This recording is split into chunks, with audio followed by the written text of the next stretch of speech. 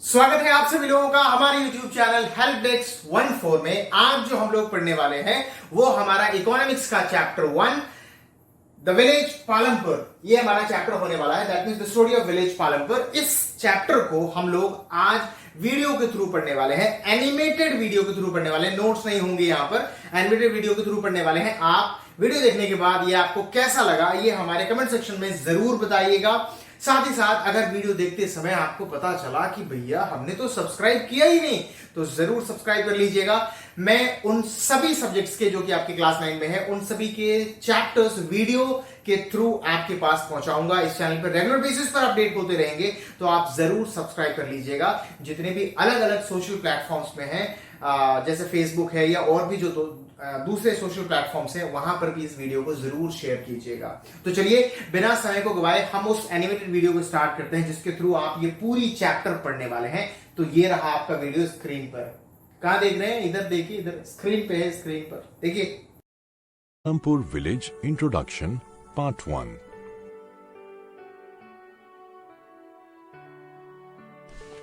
Product से related concept को समझने के लिए हमें पालमपुर नामक गांव की कहानी समझनी होगी।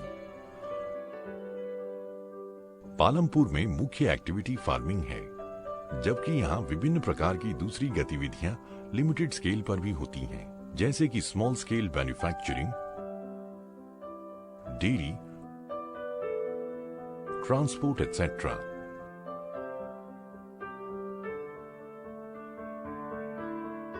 इन प्रोडक्शन एक्टिविटीज के लिए अलग अलग तरह के रिसोर्सेज की आवश्यकता है। Natural resources, man made items, human effort, money etcetera.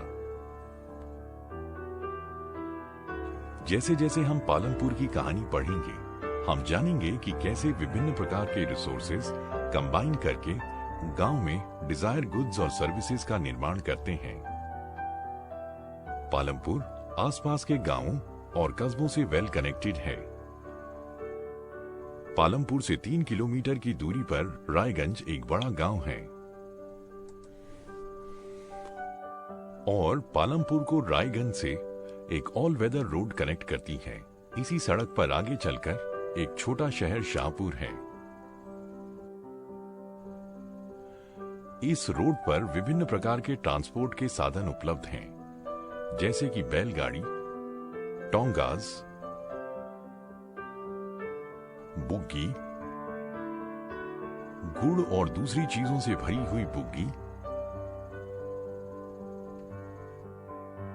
Motor vehicles जैसे कि मोटरसाइकिल्स, जीप्स, ट्रैक्टर्स और ट्रक्स।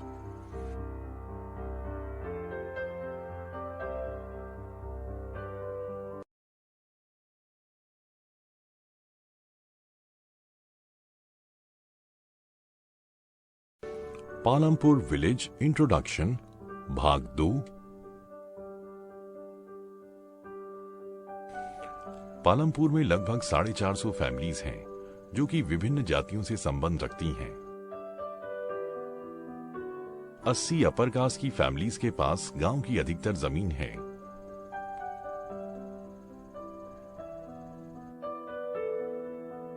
इनमें से कुछ के घर काफी बड़े हैं और ईंटों और सीमेंट से बने हैं।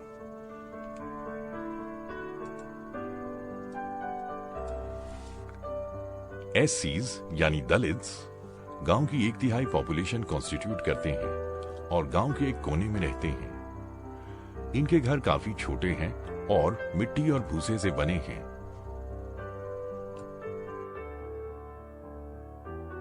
गांव के ज्यादातर घरों में बिजली के कनेक्शन है।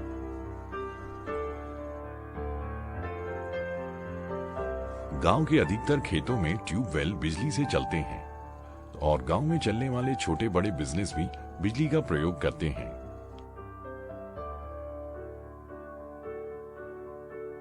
पालमपुर में 2 प्राइमरी स्कूल और एक हाई स्कूल है।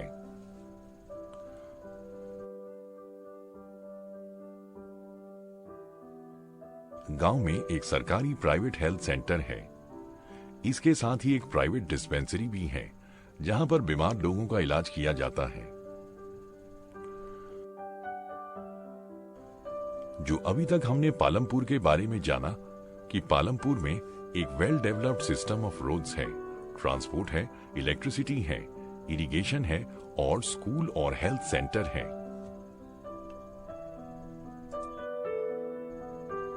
पालमपुर की कहानी जो एक काल्पनिक गांव है, हमें गांव में होने वाले अलग अलग प्रोडक्शन एक्टिविटीज के बारे में जानकारी देगा। पूरे भारतवर्ष में गांव में फार्मिंग मेन एक्टिविटी है।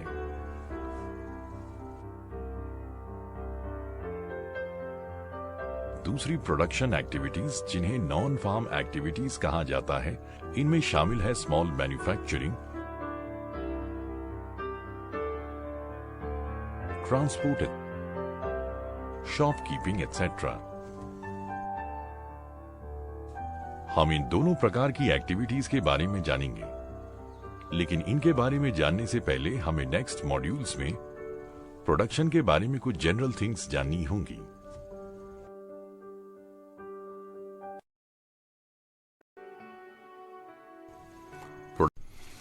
Organisation of production. प्रोडक्शन का मुख्य उद्देश्य उन गुड्स और सर्विसेज को प्रोड्यूस करना है जो हम चाहते हैं। गुड्स और सर्विसेज की प्रोडक्शन के लिए 4 मुख्य रिक्वायरमेंट्स हैं। पहला रिक्वायरमेंट है लैंड और दूसरे नेचुरल रिसोर्सेज जैसे कि वाटर, फॉरेस्ट, मिनरल्स। दूसरा रिक्वायरमेंट है लेबर, यानी कि वो लोग जो काम करें। कुछ प्रोडक्शन एक्टिविटीज में हाईली एजुकेटेड वर्कर्स की आवश्यकता होती है। कुछ दूसरे प्रकार की एक्टिविटीज में ऐसे वर्कर्स चाहिए जो मैनुअल वर्क करें। हर एक वर्कर प्रोडक्शन के लिए आवश्यक लेबर प्रदान करता है।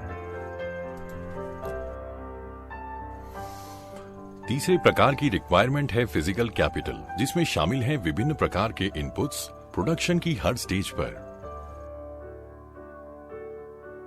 आइए जानें कि फिजिकल कैपिटल में कौन कौन से आइटम्स शामिल हैं। ए, टूल्स, मशीन्स, बिल्डिंग्स। टूल्स और मशीन में बहुत सिंपल टूल से लेकर जैसे कि किसान का हल, सोफिस्टिकेटेड मशीन्स जैसे कि जनरेटर्स, कंबाइंस, कंप्यूटर्स एटसेट्रा शामिल हैं। टूल्स, मशीन और बिल्डिंग्स प्रोडक्शन के लिए कई सालों तक प्रयोग में लाई जा सकते हैं, इसलिए इन्हें फिक्स्ड कैपिटल भी कहा जाता है। रॉ मटेरियल्स और मनी इन हैंड। प्रोडक्शन के लिए विभिन्न प्रकार के रॉ मटेरियल्स की आवश्यकता है, जैसे कि यार्न का प्रयोग वीवर करते हैं और पॉटर क्ले का प्रयोग करते हैं। इसके अलावा प्रोडक्शन के लिए कुछ धन की आवश्यकता होती है, जो कि पेमेंट्स और आवश्यक आइटम्स खरीदने के लिए प्रयोग में लाया जाता है। रॉ मटेरियल्स और money in hand working capital कहलाते हैं। टूल्स, मशीन और बिल्डिंग्स के विपरीत रॉ मटेरियल्स और मनी इन हैंड प्रोडक्शन के दौरान यूज होते हैं। एक चौथी प्रकार की रिक्वायरमेंट भी है।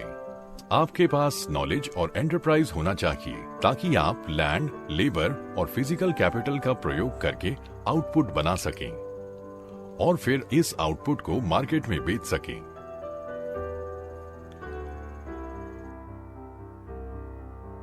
इसे आजकल ह्यूमन कैपिटल कहते हैं। हर एक प्रोडक्शन को करने के लिए आप लैंड, लेबर, फिजिकल कैपिटल और ह्यूमन कैपिटल को ऑर्गेनाइज करते हैं। इन्हें फैक्टर्स ऑफ प्रोडक्शन भी कहा जाता है। जैसा कि हमने पालमपुर की कहानी में पढ़ा था, हम पहले 3 फैक्टर्स ऑफ प्रोडक्शन के बारे में विस्तार से जानेंगे। सहूलियत के लिए हम इस मॉड्यूल में फिजिकल कैपिटल को कैपिटल कहेंगे।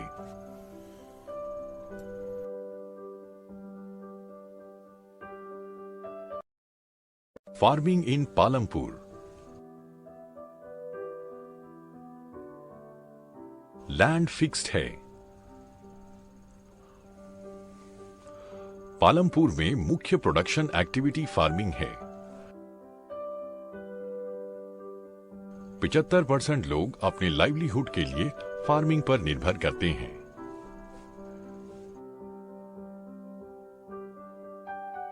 ये लोग या तो फार्मर्स हो सकते हैं या फार्म लेबरर्स। इन लोगों का जीवन फार्म की प्रोडक्शन पर बहुत अधिक निर्भर है।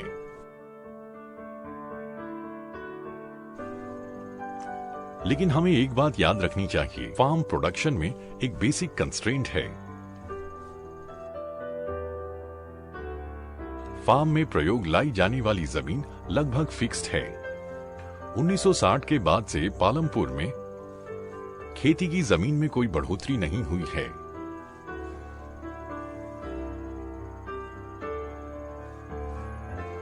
तब से कुछ वेस्टलैंड्स को खेती लायक जमीन में तब्दील किया गया है।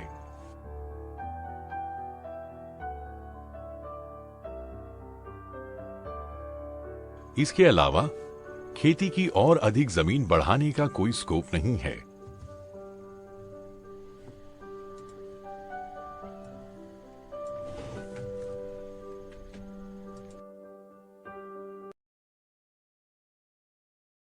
Is there a way one can grow more from the same land? भाग 1।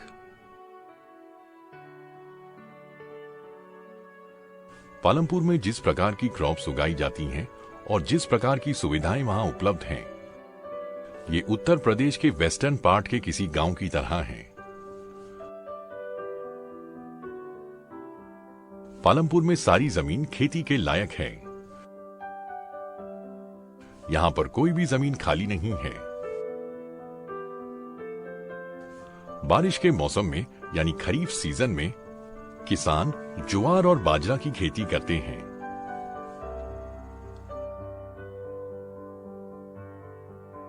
इन प्लांट्स का प्रयोग कैटल फीड के लिए किया जाता है। अक्टूबर और दिसंबर में आलू की खेती होती है।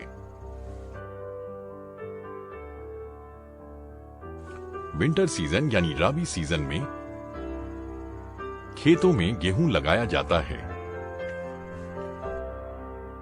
गेहूं की फसल में से फार्मर्स अपनी फैमिली के गुजारे लायक गेहूं को रख के बाकी सरप्लस को रायगंज की मार्केट में बेच देते हैं। कुछ जमीन शुगर केन के लिए भी छोड़ी गई है, जिसकी कटाई साल में एक बार होती है। शुगर केन को या तो रॉ फॉर्म में या गुड़ में कन्वर्ट करके शाहपुर के व्यापारियों को बेचा जाता है। पालमपुर के किसान एक साल में 3 अलग अलग फसलों की खेती कर सकते हैं। इसका मुख्य कारण है well developed system of irrigation.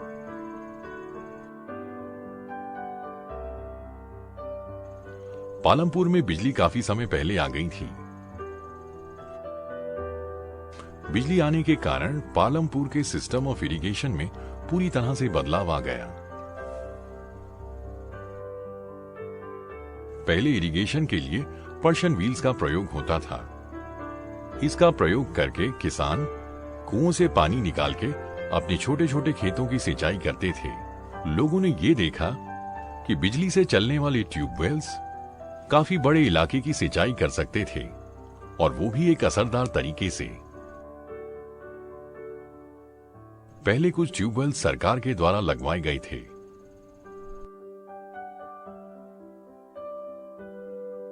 इसके बाद किसानों ने अपने प्राइवेट ट्यूबवेल्स भी लगाना आरंभ किया।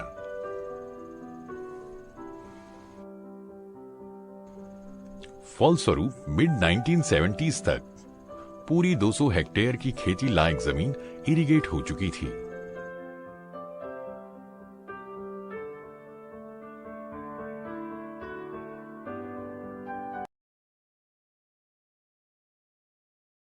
Is there a way one can grow more from the same land? भाग 2। एक साल के दौरान जमीन के एक ही टुकड़े पर एक से ज्यादा फसल उगाने को मल्टीपल क्रॉपिंग कहते हैं। ये एक जमीन के टुकड़े पर प्रोडक्शन बढ़ाने का सबसे कॉमन तरीका है। पालमपुर के सभी किसान एक साल में कम से कम 2 फसलें उगाते हैं। कुछ लोग पिछले 15 से 20 सालों से तीसरी फसल के रूप में आलू को उगा रहे हैं। आपने देखा कि जमीन के एक दिए गए पीस की प्रोडक्शन को बढ़ाने का मल्टीपल क्रॉपिंग एक असरदार तरीका है। दूसरा तरीका है आधुनिक फार्मिंग मेथड्स का प्रयोग करके फसल की उपज को बढ़ाना। किसी जमीन के टुकड़े की यील्ड एक सिंगल सीजन में उस टुकड़े पर उगाई गई फसल की मात्रा है। मिड 1960s तक खेती के लिए जिन बीजों का प्रयोग हो रहा था वो ट्रेडिशनल थे और उनकी यील्ड भी काफी कम थी। ट्रेडिशनल सीड्स के लिए कम इरिगेशन की आवश्यकता थी और किसान काऊ डंग और दूसरे नेचुरल मैन्योर को फर्टिलाइजर्स की तरह प्रयोग करते थे और ये सब गांव में आसानी से उपलब्ध था। इन सब चीजों को किसान को खरीदना नहीं पड़ता था। 1960s में ग्रीन रेवोल्यूशन आई। ग्रीन रेवोल्यूशन के दौरान किसानों को राइस और वीट की high yielding varieties HYVs introduce कराई गईं। ट्रेडिशनल सीड्स के मुकाबले HYV सीड्स एक प्लांट पर कहीं ज्यादा अधिक अनाज उगाते थे।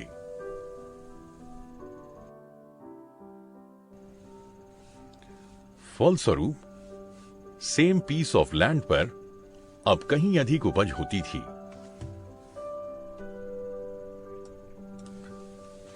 लेकिन HYV सीड्स को बहुत अधिक पानी की आवश्यकता होती थी और केमिकल फर्टिलाइजर्स और पेस्टिसाइड्स का भी प्रयोग अच्छे रिजल्ट्स के लिए करना होता था। HYV seeds irrigation, chemical fertilisers और पेस्टिसाइड्स के कॉम्बिनेशन से ही संभव होती थी।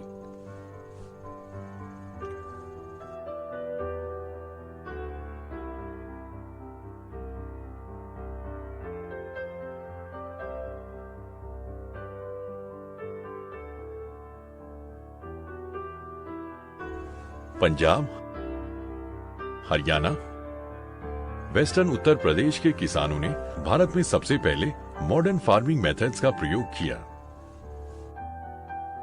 इस इलाके के किसानों ने इरिगेशन के लिए ट्यूबवेल्स लगाए, HYV सीड्स का प्रयोग किया, केमिकल फर्टिलाइजर्स और पेस्टिसाइड्स का भी प्रयोग किया।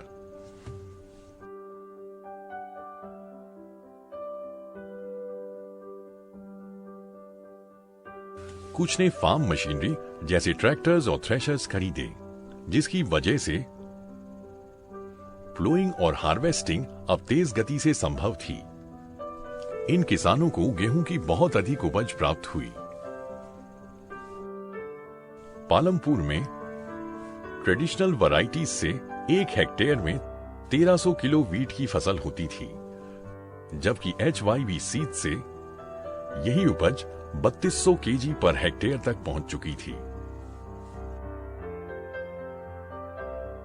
अब किसानों के पास बहुत अधिक मात्रा में सरप्लस गेहूं था।